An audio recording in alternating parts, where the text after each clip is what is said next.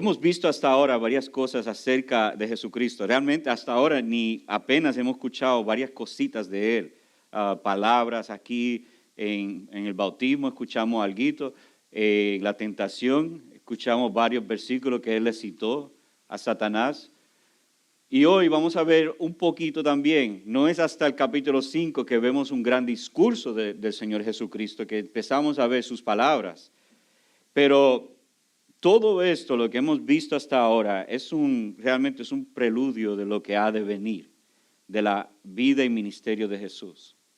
No hace mucho, ustedes, quizá algunos de ustedes lo han visto, pero saben que han habido en el verano, siempre vienen las mejores películas de Hollywood, o por lo menos las películas que todos quieren ir a ver.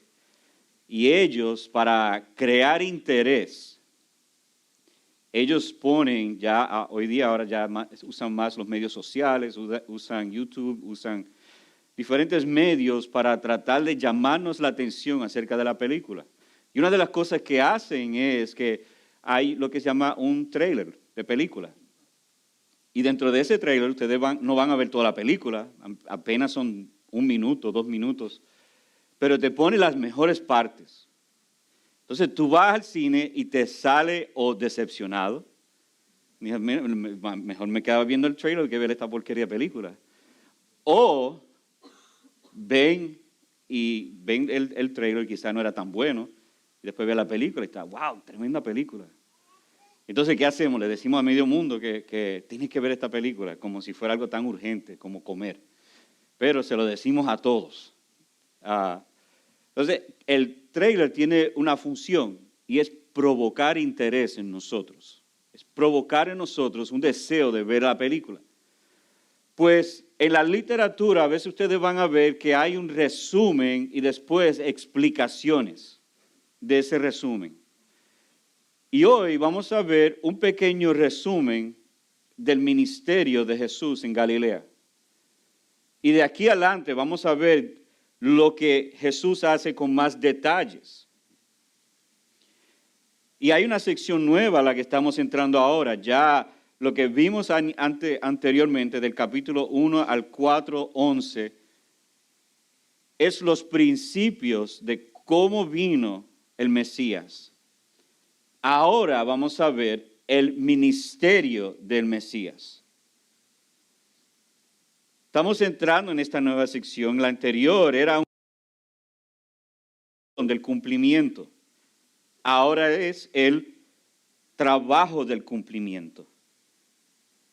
Donde estudiamos, ya hemos visto la genealogía, el nacimiento, la huida a Egipto, los magos, Juan el Bautista y el bautismo de Jesús y la tentación en el desierto. Entonces ahora estaremos viendo la evidencia del cumplimiento del capítulo 4:12 hasta el capítulo 20:34. Ahora yo no voy a predicar todos esos versículos, pero vamos a estar viendo la evidencia del cumplimiento, donde veremos hoy el ministerio de Jesús en Galilea. Vamos a ver también el primer discurso de Jesús, Sermón del Monte. De hecho, si ustedes miran en el versículo 23 del capítulo 4, dice, Jesús iba por toda Galilea enseñando en sus sinagogas y proclamando el evangelio del reino y sanando toda enfermedad y toda dolencia en el pueblo. Y se extendió su fama por toda Siria y traían a él todos los que estaban enfermos, afectados con diversas enfermedades y dolores, endemoniados, epilépticos, paralíticos, y él los sanó, y él los sanaba. Entonces, ese es el resumen de lo que vamos a ver de ahora en adelante hasta el capítulo 20, versículo 34, donde vemos la predicación de Jesús, capítulo 5 al capítulo 7, los milagros, capítulo 8 al capítulo 9, otra predicación, segundo discurso, ministerio de los discípulos de Cristo, respuesta al ministerio de Jesús, capítulo 11 hasta el capítulo 12. Tercer discurso, las parábolas sobre el reino. Aquí Jesús está más enseñando, anteriormente estaba predicando, pero aquí hay una serie de enseñanzas donde Él esconde la claridad del Evangelio, a esconderlo para aquellos que son orgullosos. Entonces, el cierre del ministerio de Jesús en Galilea, capítulo 14 a 17. Cuarto discurso, el carácter de los discípulos de Cristo, capítulo 18. Y después, capítulo 19 al 20, el ministerio de Jesús en camino hacia Jerusalén. Pero hoy nos vamos a concentrar en estos versículos, así que vamos a leerlo del 12 al 25. Vamos a exponerlos, vamos a aplicarlos y Dios mediante, esperamos que durante este tiempo de adoración que seamos transformados más a la imagen de Jesucristo.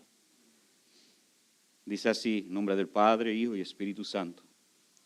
Cuando él oyó que Juan había sido encarcelado, se retiró a Galilea y saliendo de Nazaret fue y se estableció en Capernaum, que está junto al mar, en la región de Zabulón y de Neftalí, para que se cumpliera lo dicho por medio del profeta Isaías, cuando dijo, tierra de Zabulón y tierra de Neftalí, camino del mar, al otro lado del Jordán, Galilea de los gentiles. El pueblo asentado en tinieblas vio una gran luz, y a los que vivían en región y sombra de muerte, una luz les resplandeció.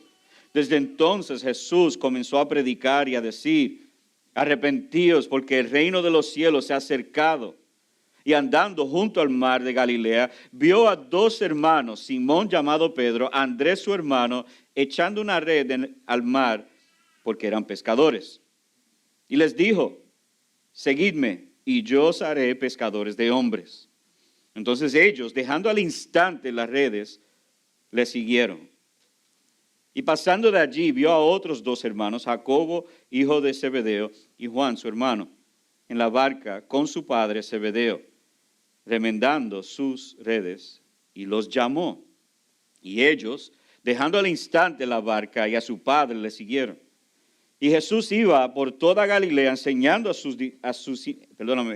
sus sinagogas y proclamando el evangelio del reino y sanando toda enfermedad y toda dolencia en el pueblo. Y se extendió su fama por toda Siria y traían a él todos los que estaban enfermos, afectados con diversas enfermedades y dolores, endemoniados, epilépticos y paralíticos, y él los sanaba. Y le siguieron grandes multitudes de Galilea, Decápolis, Jerusalén y Judea, y del otro lado del Jordán. Oremos. Señor, danos luz, ilumina nuestro entendimiento como el pastor Tony oró en Efesios 1. Ilumina nuestro entendimiento para entender la gran esperanza que tenemos en Cristo Jesús. Y así, Señor, provocar fe en nosotros para creer que Jesucristo es suficiente. Y ayúdanos, Señor, en nuestra insuficiencia. Que tú seas glorificado y que nosotros podemos, por medio de tu Espíritu Santo, vivir de acuerdo a tu palabra. Y a la misma vez te suplico por aquellos que todavía no han experimentado la salvación que viene a través de Jesús. Que hoy, Señor, en este día, tú salves su alma y que pueden salir de aquí en Cristo. Te lo pido en el nombre de Jesús. Amén. Así que vemos al instante tres cosas. De hecho, esto se predica bien fácil para cualquier bautista. Aquí hay 3 puntos en estos versículos. Vemos primero el lugar del ministerio de Jesús. Luego vemos el llamado a los apóstoles. Y después al final veremos el ministerio de Jesús en Galilea. Primeramente vamos a ver el lugar que Jesús está ministrando. Jesús estuvo casi todo su ministerio en la región, en la provincia de Galilea. Galilea está en el norte de Israel. Ustedes se pueden ubicar donde está Jerusalén, y aquí hay un mapa por si acaso. Ustedes pueden ver que Galilea está justamente al noroeste. Entonces, Jerusalén está en Judea, y Jesús estaba en esta área debajo del mar Muerto, un poquito más arriba en el río Jordán, que está justamente en el medio del mar de Galilea y el mar Muerto. Ahí está, si ustedes pueden ver, ahí está el río Jordán. Y un poquito más arriba del mar Muerto, Jesús estaba allí siendo tentado por Satanás y fue bautizado en ese lugar. son aproximadamente 110, 120 kilómetros de Galilea. Y Jesús, al instante, tan pronto Juan fue arrestado, y eso lo sabemos todas las implicaciones y explicaciones de por qué Juan fue encarcelado en Mateo 14, de 1 al 5, y fue porque él fue donde Herodes y le dijo que esa mujer que tú tienes no te pertenece a ti. El profeta nunca es querido, a veces ni por su propio pueblo, ni por los demás. Y él le apuntó el dedo a Herodes y le dijo, esa mujer que tú tienes no es tuya y tú no puedes tenerla. Y pues Herodes lo encarceló. Y estaba encarcelado. Y todo esto es parte del plan de Dios, porque Jesús tenía que crecer y Juan tenía que menguar. Entonces Juan está en la cárcel. Jesús, porque el tiempo todavía no era para él morir, él va a Galilea. Pero él va para Galilea no solamente para huir de Herodes, es para cumplir la Escritura. Él va para cumplir lo que dice, como vamos a ver pronto, en Isaías 9, de 1 al 2. Entonces, vemos aquí que en Galilea había algo muy importante acerca del ministerio de Jesús. De hecho, Galilea no le pertenecía a Judea, le pertenecía a Israel. Y aquí Mateo nos da dos de los hijos de Israel de quien era ese territorio. Ese terreno era de Neftalí y era de Zabulón. Pero Jesús va allá para comenzar su ministerio. Ahora, Galilea era un distrito, una provincia, y componía 204 ciudades y pueblos en esa provincia. Es un montón. Y había una población de aproximadamente 3 millones en ese distrito, según Josefo, que es un historiador judío del primer siglo. Dice que había aproximadamente en muchas de las ciudades más de 15,000 personas en esa región. Era una región que era bien rica, mucho dinero, había mucha gente de diferentes pueblos que llegaban. Tenía una industria de pesca que era su mayor fuerza económica. Había una población grande de gentiles, de diferentes pueblos, naciones que llegaron. Y vamos a ver a través de Mateo, vamos a ver personas de diferentes lugares que Jesús aún por misericordia les ministra a ellos. Así que había una gran población no solamente de gentiles, pero también de judíos. Para los que no están familiarizados, la palabra gentil es alguien simplemente que no es un judío. Es todo lo demás. Vamos a decirlo en términos más modernos, los etcéteras. Que eso sería todos nosotros, a menos que haya algún judío aquí que yo todavía no he conocido. Entonces estaba la población mayor aquí era de gentiles, griegos, romanos, samaritanos y otras naciones cercanas que estaban allí. Y de hecho aquí vamos, en el mismo texto nos dice de otras ciudades, Decápolis, Jerusalén, Judea, Siria, y todos estaban allí. Ahora los galileos eran unas personas que tenían aún un comportamiento bien diferente. Eran gente, su color era más oscuro, porque siempre trabajaban en el sol, estaban en el mar. Los galileos también, hablando particularmente de los judíos galileos, ellos tenían también un acento bien diferente. Si ustedes van a diferentes, vamos a suponer, si ustedes van para algún área de su país, especialmente si van al área costera, ustedes saben que en esas áreas siempre ellos hablan un poco diferente. Eso era común aquí en estos tiempos también. Si usted va a Puerto Rico, los que son de la área oeste hablan parecido como yo hablo. Entonces tú vas a la ciudad, hablan más fino, hablan un poquito más lindo, más apropiado, porque son un poquito mejores educados que nosotros. Pero así es en muchos de los países nuestros. Va a algunos lugares y ellos hablan un poquito diferente, dependiendo de la influencia que tienen alrededor de ellos, de su área. Entonces, los galileos hablaban muy diferente. Y se sabía porque si ustedes saben, cuando Pedro fue estaba negando a Jesús, una mujer, una niña, lo vio y le dijo, tú eres Galileo, yo lo sé por la manera que tú estás hablando, porque tú hablas como él. Ella identificó su acento al instante. Así que así eran los galileos.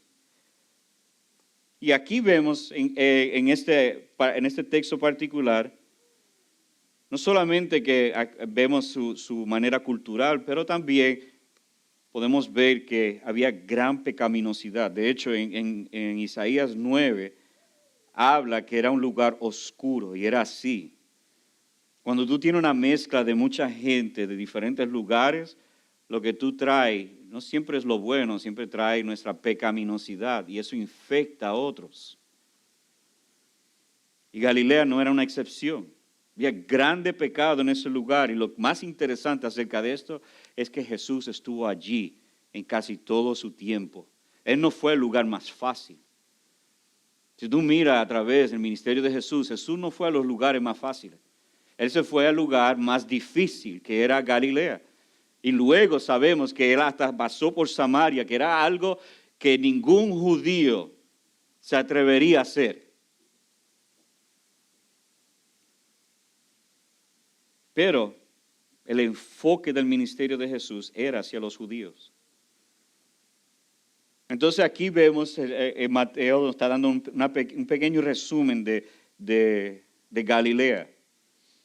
Pero él lo da y después da como un paréntesis del 14 al 16, donde él dice para que se cumpliera lo dicho por medio del profeta Isaías. Y ahí él cita del 1 al 2, capítulo 9, de 1 al 2 de Isaías. Y la parte que yo quiero llamarle la atención es el final del versículo, el versículo 16. Él dice, el pueblo asentado en tinieblas vio una gran luz. Esta gran luz es Cristo. Es Jesucristo. De hecho, Jesús mismo lo dice en Juan 3, 19 al 21. Y este es el juicio. Así que vemos que Jesús vino para hacer luz, para atraernos hacia Él, pero vino también como medio de juicio. Y este es el juicio, dice Mateo 3:19, que la luz vino al mundo y los hombres amaron más las tinieblas que la luz, pues sus acciones eran malas. Porque todo el que hace lo malo odia la luz y no viene a la luz para que sus acciones no sean expuestas. Pero el que practica la verdad viene a la luz para que sus acciones sean manifestadas que han sido hechas en Dios. ¿Qué es lo que hace la luz? Cristo va a un lugar oscuro y la luz que Cristo resplandece hace una de dos cosas. O atrae hacia la luz, nos atrae a nosotros hacia la luz que es Cristo, o espantamos, nos vamos. Yo no sé si yo les conté esto, se lo cuento otra vez. Pero cuando yo era niño, mis padres me obligaban, cuando vivía en New Jersey, me obligaban a hacer algo que yo creo que todavía necesito consejería para trabajar este asunto. Y ellos me enviaban a prender la luz de nuestro hogar. La razón por qué me mandaban a prender la luz era porque al prenderlo las cucarachas se iban del lugar de donde vivíamos. Entonces mientras la luz estaba apagada había un montón de cucarachas. Y entre mis hermanos y yo, pues siempre mi papá, no sé por qué, me escogían a mí. Tú eres el mayor, tú tienes que hacerlo. Yo no quiero. Entonces yo iba y lo prendía, pero había que prenderlo con cuidado porque si tocaba a uno, pues ya te puedes imaginar que lo asqueroso que es eso cuando eso te toca. Pues había que prenderlo y después salir corriendo. Y tan pronto esa luz prendía, las cucarachas se iban expandiéndose, se iban a esconder. Pues amados, así mismo es a veces con el Evangelio de Jesucristo.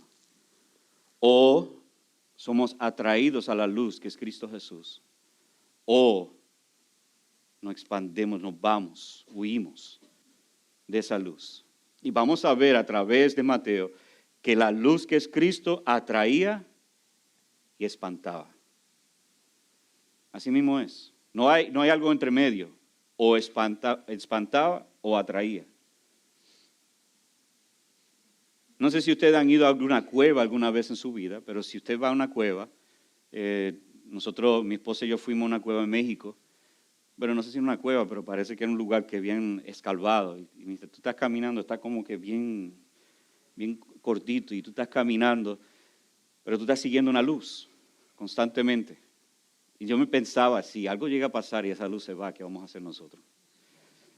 No lo dije en voz alta, yo me quedé callado porque no quería dar pánico a nadie.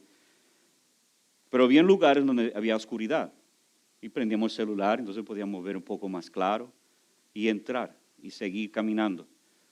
Pero amados, Jesús es esa luz que nos lleva a través de la vida en el camino que debemos de ir.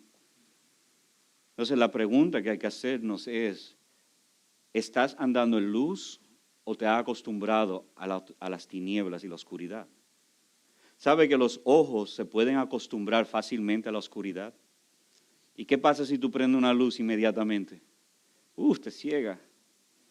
Especialmente por la mañana, que estamos así caminando como una jirafa recién nacida. Estamos, porque pues, la luz nos dio en la cara y estamos como que desorientados.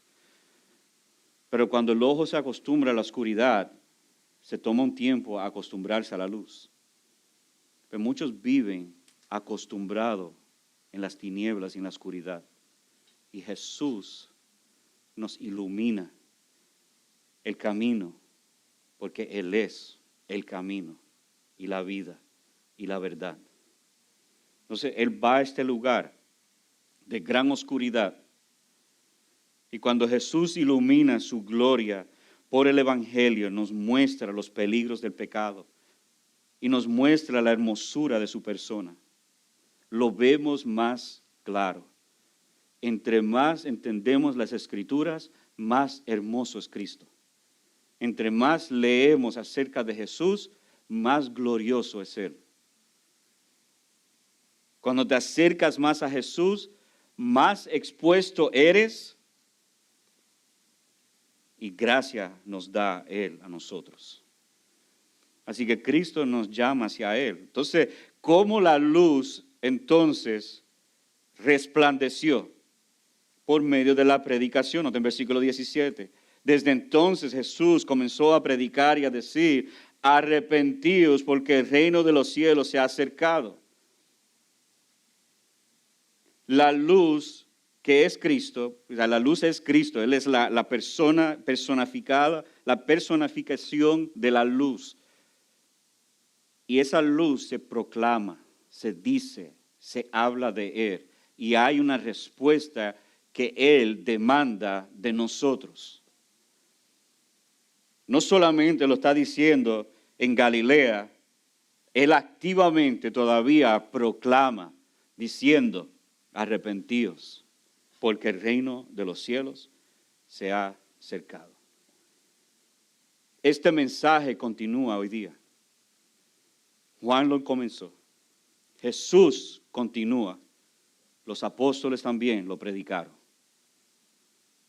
El medio de la salvación es arrepentimiento de sus pecados. Es virar, es un cambio de mente y confiar en la gran luz que es Cristo Jesús. No confiar en la oscuridad, no confiar en las tinieblas, sino confiar en la luz que es Jesucristo. Entonces yo me arrepiento, yo dejo de estar caminando en la oscuridad, porque en la oscuridad yo puedo chocar, me puedo hasta morir. Yo me arrepiento y voy hacia la luz que es Jesús, que resplandece toda verdad. Esa es la predicación. Eso es el mensaje central del creyente. Ese es nuestro mensaje. Y el mundo tiene que escucharlo. Cristo no solamente lo estaba haciendo para llamar a pecadores hacia Él, pero Cristo ha encomendado a nosotros al mismo mensaje. Él nos ha dado a nosotros las llaves y es nuestra responsabilidad continuar con este mensaje. Esto lo que estamos haciendo es una locura para el mundo.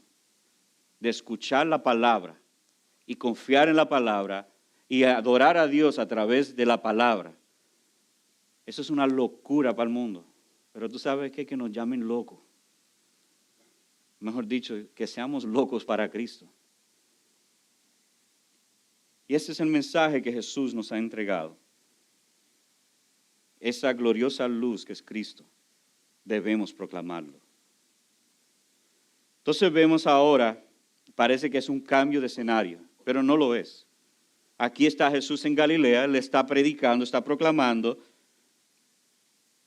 Él es la luz y va a este lugar tan oscuro y allí Él está ministrando.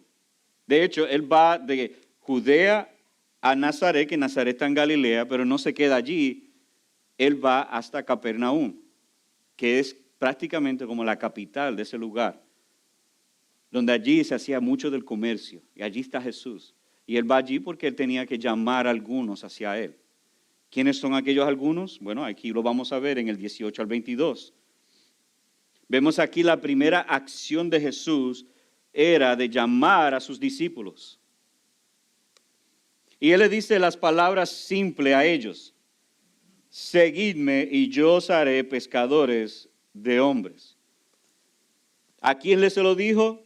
A Pedro y Andrés. Ahora, Pedro y Andrés estaban, dice, echando una red al mar porque eran pescadores. Hay una foto que tengo aquí, si lo pueden poner. Esto es algo parecido a lo que estaban haciendo en el primer siglo. Ellos entre 2 o 3 tenían que echar la red. Yo cuando estaba en Puerto Rico, yo salí de New Jersey a los 11, 12 años y fui a Puerto Rico y mis primos, ellos pescaban. Y un día me invitaron a pescar y yo estaba, oh wow, entonces yo traje mi caña y ellos me miraron y dijeron, ¿qué es eso? Y yo, esto para pescar. Y yo, nosotros no usamos eso. Entonces me llevaron a la playa. Nos montamos en algo que parecía como una lanchita. Yo todavía no sé lo que era eso, pero flotaba. Y yo estaba ahí, ¿cómo vamos a pescar sin caña? Entonces sacan esta red, es una enormidad de cosas. Y entre 2 de mis primos están echándolo, están arreglándolo. De hecho, como dice aquí, remendando sus redes. Lo están organizando, quitándole las partes que estaban encajadas y tratando de ponerlo de tal punto que se podía tirar así perfectamente. Porque esto tenía unos pesos abajo, entonces tú tenías que tirarlo de tal manera que podía cubrir todo el espacio posible para poder agarrar todos los peces que podía agarrar. Entonces yo los vi a ellos y dije, esto no se ve tan difícil. Y ellos ahí limpiándolo, echándolo. Y tuvieron como más de 20 minutos tratando de ponerlo listo para que uno lo tirara. Y ellos, ¿tú quieres tratarlo? Lo bajaron y nada salió.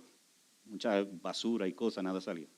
Se nos movimos para otro lugar, mismo proceso, 20 minutos, poder remendarlo, tratando de arreglarlo.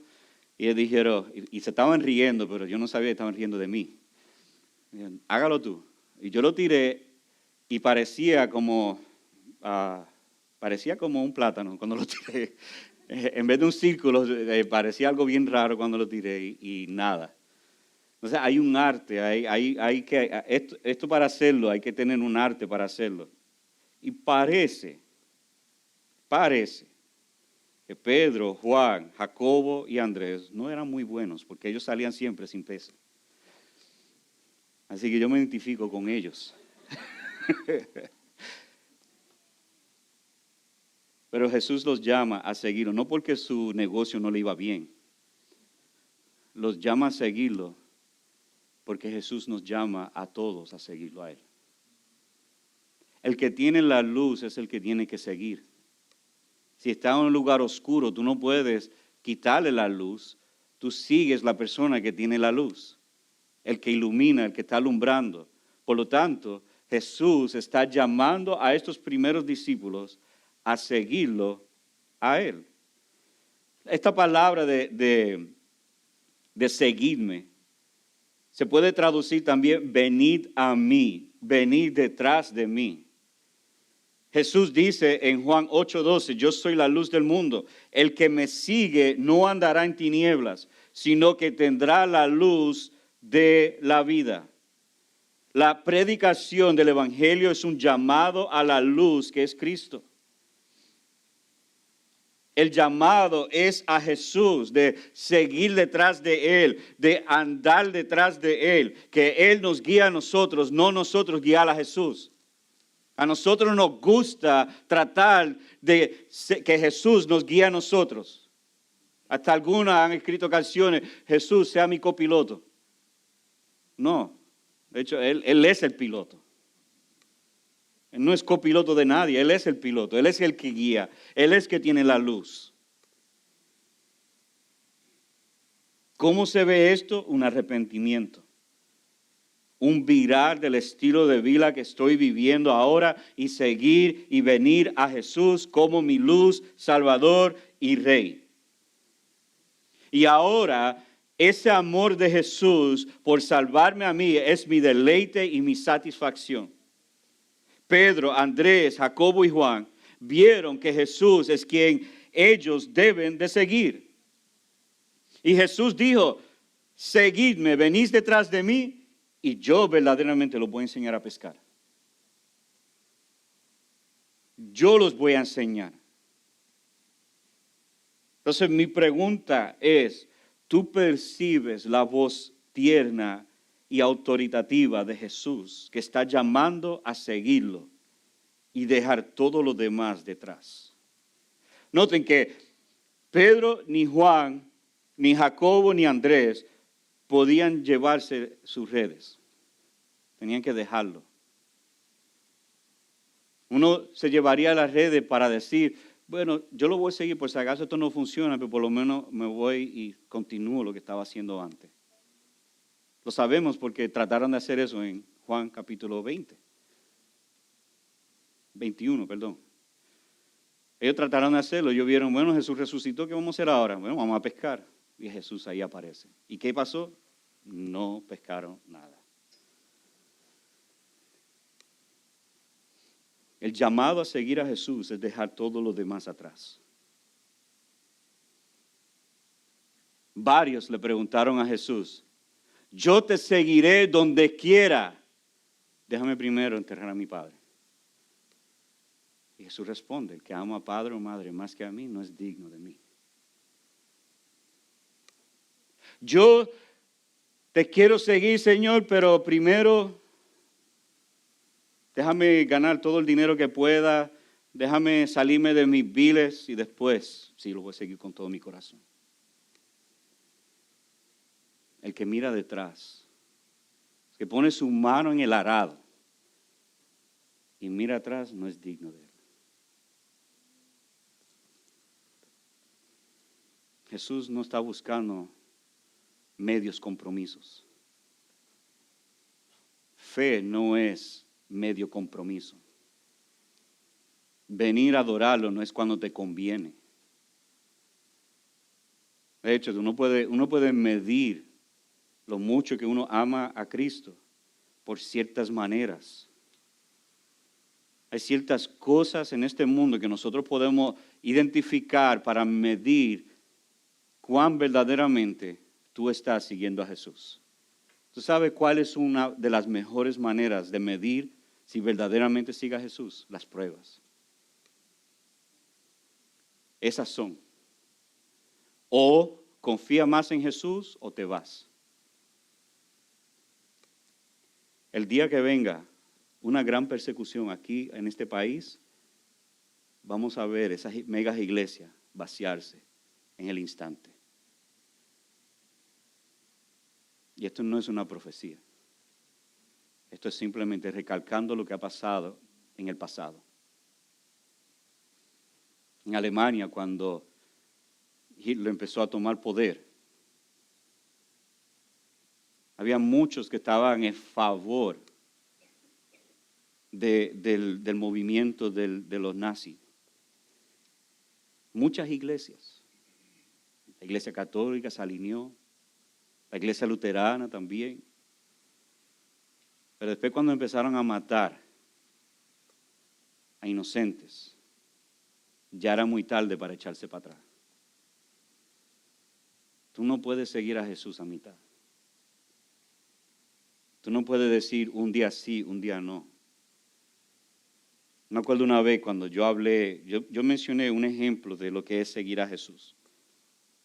Cuando empezaron las persecuciones duras en Corea del Norte, estaba leyendo en un artículo de Voz de los Mártires, que había una familia que el papá no era un pastor, pero era uno de los líderes principales de la iglesia. Y cuando empezaron a hacer persecución contra la iglesia, agarraron esa familia y uno de los soldados le dijo al papá: si tú no renuncias a tu fe, le voy a cortar los ojos de tus hijos. Y el papá estaba, ¿qué hago? El hijo le dice: papá, no lo haga porque en la resurrección Dios me dará ojos nuevos.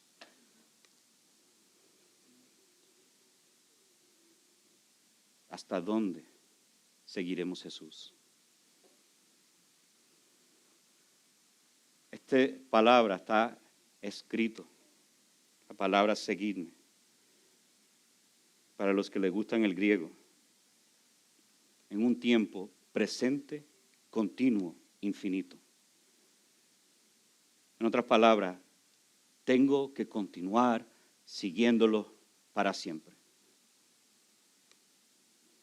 Y vamos a ver después que algunos se fueron. De la misma manera que Jesús los llamó a seguirlo, también a nosotros nos llama a Él. Este llamamiento a seguirlo es para hacernos nosotros pescadores de hombres. De la misma manera que llamó a los apóstoles para hacer que vengan a Él, para seguirlo a Él, para que Él los puede hacer, convertir a ellos en pescadores de hombres, Cristo nos llama a nosotros para hacernos a todos nosotros pescadores de hombres. Entonces, si eres un creyente, tienes un deseo, anhelo para que otros también sigan a Jesús. Ese es el llamado. El llamado para seguir a Jesús es seguirlo a Él, para ser más como Él, para llamar a otros hacia Él. Entonces no es un llamado para simplemente para pastores o líderes o evangelistas. Este llamado es para todo creyente, todo el que quiere venir en pos de mí. Toma tu cruz y sígueme. Todos que quieren venir en pos de mí, niégase a sí mismo, toma tu cruz y sígueme. Este es el glorioso evangelio. Dios nos salva a nosotros, nos da vida eterna para seguir al glorioso Hijo de Dios. Eso es lo que Jesús está haciendo con los discípulos. ¿Y tú sabes lo que ellos hicieron? Dejaron todo. Hasta uno dejó a su padre ahí, en el barco. Literalmente el texto dice que lo dejó al papá trabajando en las redes y se fueron a seguir a Jesús. Ellos sintieron la urgencia de seguirlo a Él. Ellos entendieron, Él tiene las palabras de vida eterna, por lo tanto tengo que seguirlo. El llamado a seguir a Jesús es un llamado a morir. Es un llamado a morir a tu ego. Es un llamado a morir a ti mismo. De convertirte en el Dios de tu vida a un servidor de Dios. Ese es el llamado que Cristo nos hace a todos nosotros. Es un llamado universal. ¿Quiénes vendrán?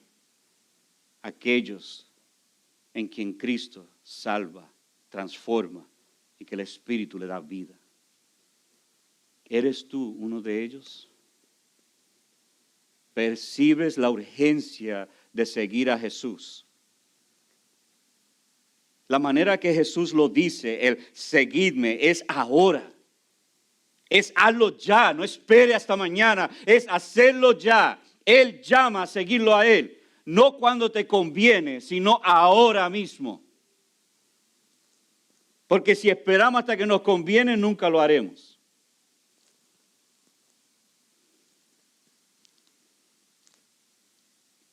De la misma manera que Él llama a los apóstoles a seguirlo a Él, Él nos llama a nosotros también.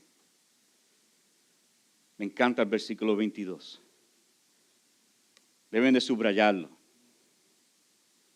Y si es posible, memorizarlo. Y ellos, dejando al instante la barca y a su padre, le siguieron. Todo. Dejaron todo. ¿Ustedes creen que esto es fácil? ¿Ustedes creen que esto fue algo fácil para ellos? No, pero es que al primer siglo era más fácil para ellos.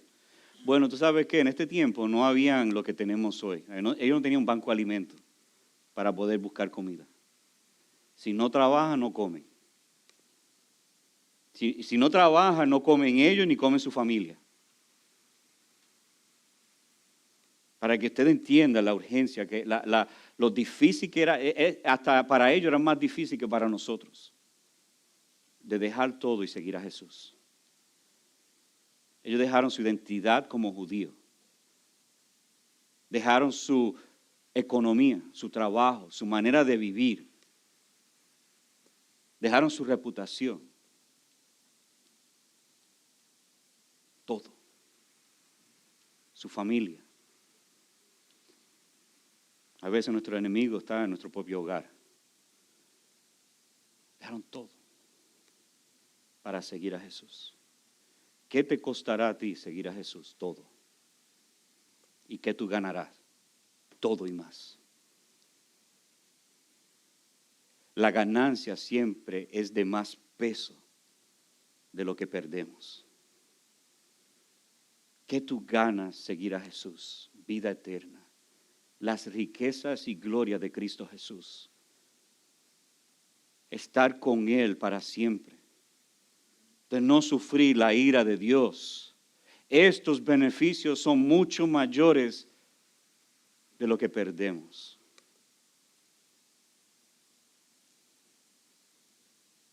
Pero es triste que a Dios le damos las migajas de nuestra vida. A Dios le damos lo que nos sobra. Dios siempre es segundo lugar para nosotros.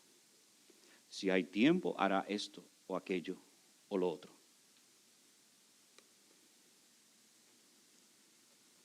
En vez de dar lo mejor al Señor, porque Él nos salvó.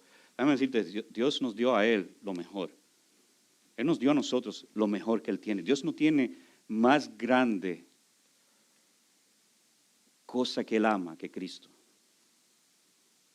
El afecto y el amor que Él tiene hacia Cristo es eternamente grande. Y lo entregó para salvarnos a nosotros.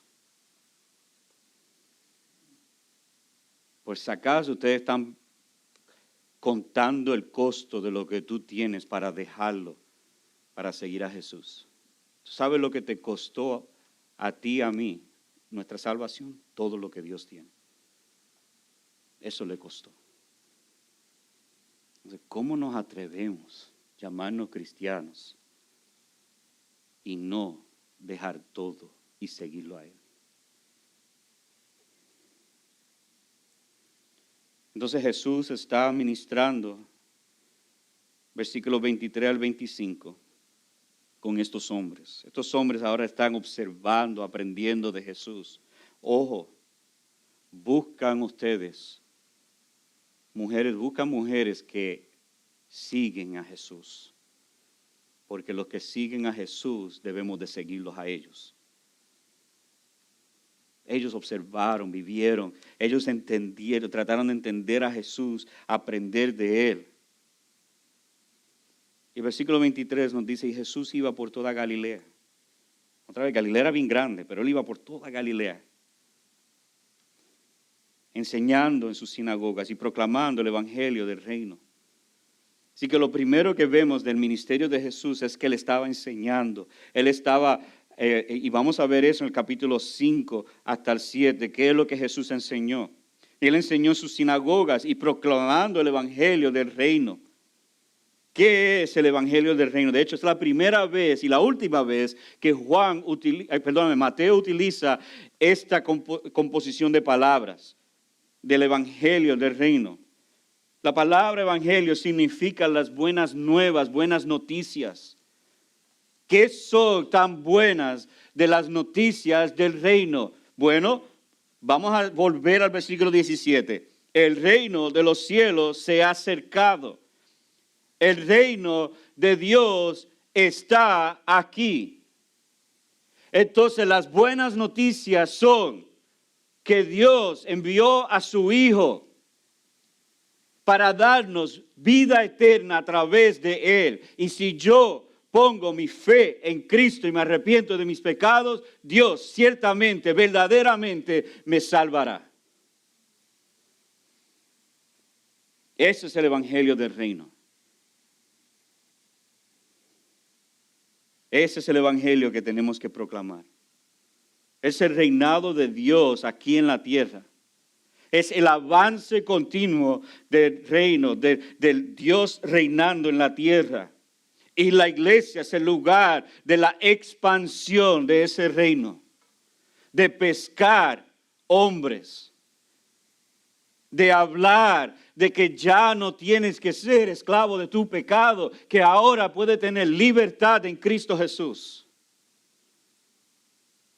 Que Dios vino en Cristo para darnos salvación. Esas son las buenas nuevas.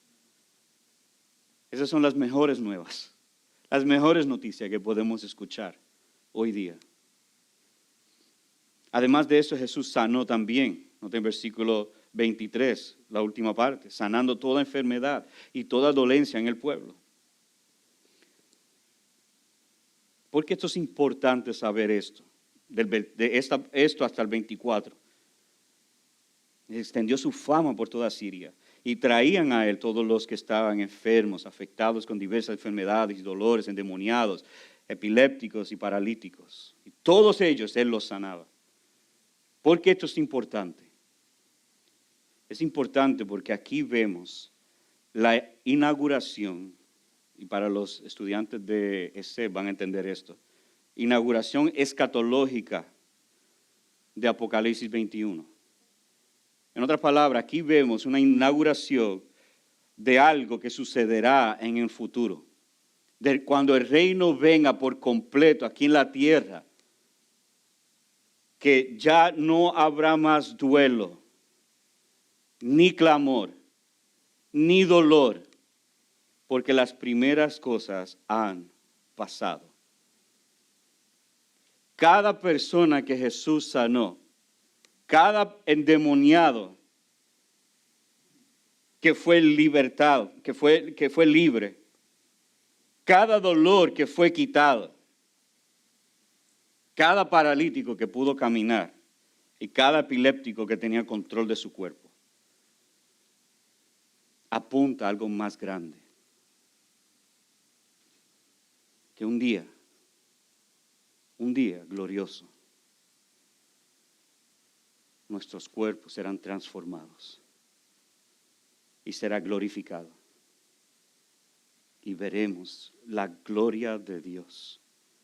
Y nuestros cuerpos no serán hechos polvo al ver a su cuerpo, sino tendremos cuerpos nuevos,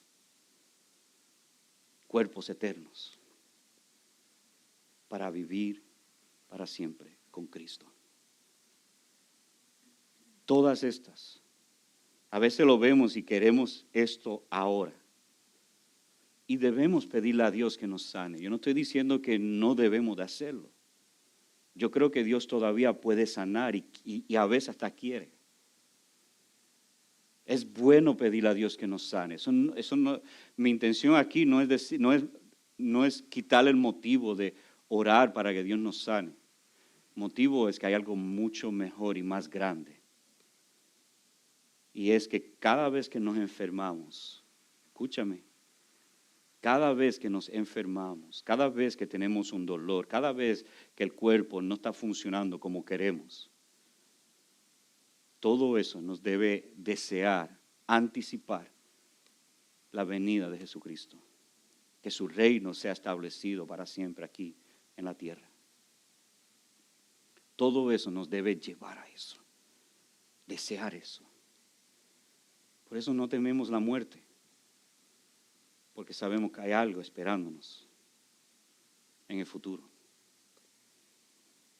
Entonces cada uno de estos es una demostración que ni los demonios, ni la enfermedad, ni los dolores, ni los falta de control del cuerpo, ninguna de estas cosas tendrán dominio final. Cristo los venció a todo. Toda enfermedad, todo demonio, todo dolor, toda epilepsia, toda de ser paralizado, todo eso, Cristo los venció. Y Él venció el enemigo más grande, que es el pecado. Que el pecado es que produce todas estas cosas. Y Cristo los venció. Y un día no habrá más dolor, ni enfermedad. Y el enemigo final, la muerte, dice 1 Corintios 15, 57, pero gracias a Dios que nos da la victoria por medio de nuestro Señor Jesucristo. Así que creyente, lo seguimos porque Él es victorioso. Yo no quiero seguir a alguien que está derrotado. Yo quiero seguir al que venció la muerte y el pecado para siempre. Ese es digno de seguir. Es el que nos llama a seguirlo a Él. Él vino como hombre, como tú y yo, un ser humano. Y Él tomó en Él toda nuestra dolencia, todo nuestro pecado, para darnos salvación. Él es digno de seguir. Y aquí vemos un cuadro pequeño de lo que Jesús va a hacer de aquí en adelante. ¿Y qué pasa? ¿Y qué pasó mientras Jesús estaba haciendo todo esto? Extendió su fama por todo lugar. Vemos una conexión del versículo 19 al 25. Cristo llama a unos cuantos a seguirlo. Después vemos en versículo 25, dice, y le siguieron grandes multitudes. La demanda de seguirlo, veremos más tarde, que algunos lo abandonarán. Muchos comienzan a seguirlo, pero la prueba de los que verdaderamente sigan a Jesús es, ¿ustedes quieren saber cuál es la prueba de los que verdaderamente sigan a Jesús? Es la perseverancia. Nada más y nada menos. Los que terminan al final, dice Apocalipsis, esos heredarán la vida eterna. Perseverar. ¿Qué significa perseverar? Que a través de los dolores, de las dificultades, no abandonaré a Cristo. Yo seguiré y seguiré y seguiré. Déjame decirle, hombres te pueden fallar. Oren por mí, yo tengo la habilidad de fallarlos. Yo sí lo tengo. Está en mí. Está fuerte en mí. Yo tengo una gran habilidad de fallarlos a todos. Pero sabe alguien que no lo puede fallar. Es Cristo. Él no tiene manera, ni capacidad, ni forma para poder decepcionarnos, ni fallarnos. Porque Él es perfecto. A veces seguimos más a los hombres que a Dios. Seguimos más a los hombres que a Cristo. Por eso, Hebreos 12 dice, puesto los ojos en Cristo. ¿Escucharon eso? Puesto los ojos en Cristo. Autor y consumador de nuestra fe. Él es digno de seguir. Y como iglesia lo seguiremos todos a Él. Nos reunimos porque le seguimos. Lo adoramos porque lo seguimos. Evangelizamos porque lo seguimos. Cristo ha hecho mucho por nosotros, que nosotros hagamos mucho por Cristo. Amén. Oremos.